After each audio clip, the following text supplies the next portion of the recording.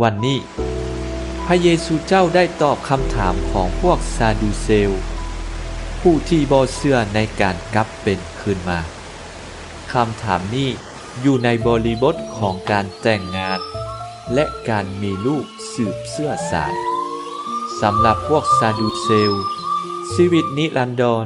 อาจจะเป็นชีวิตที่ยืนยาวที่สุดอยู่บนโลกนี้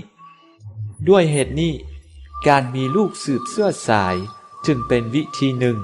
ที่ทำให้ตระกูลของตนมั่นคงยืนนานเท่าที่เป็นไปได้และถ้าต้องจากโลกนี้ไปชีวิตหลังความตายก็เป็นเหมือนชีวิตอยู่ในโลกนี้คือมีการแต่งงานและเกิดลูกสืบเชื้อสายเพราะฉะนั้นพวกเขาจึงถามพระเยซูเจ้าว่าเมื่อวันกลับเป็นคืนมาหญิงผู้นั้นจะเป็นภรรยาของไผคำถามของพวกซาดูเซลวันนี้สะท้อนให้เห็นว่าพวกเขายังบ่เข้าใจวาจาพระเจ้าในพระธรรมบัญญัติอย่างถึงทองย้อนว่าเรื่องการกลับเป็นคืนมานั้นโมเสสก็ได้กล่าวไว้แล้วในเหตุการณ์ที่เกิดขึ้นในพุ่มไม้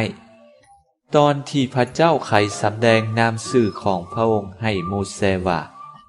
พระองค์บ่แม่นพระเจ้าของพวกคนตายแต่แม่นพระเจ้าของพวกคนเป็นเมื่อเวลากลับเป็นคืนมาแล้วมนุษย์จะมีชีวิตใหม่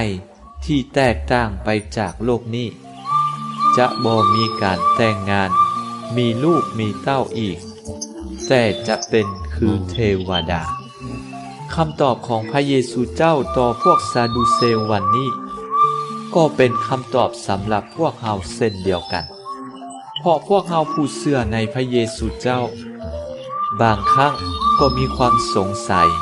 และมีคำถามหลายอย่างเกี่ยวกับชีวิตหลังความตาย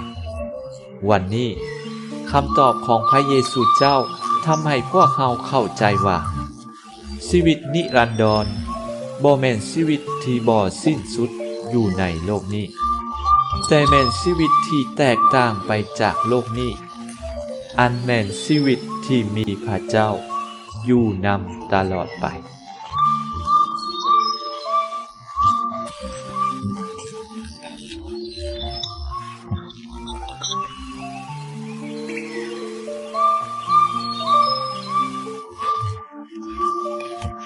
A testimony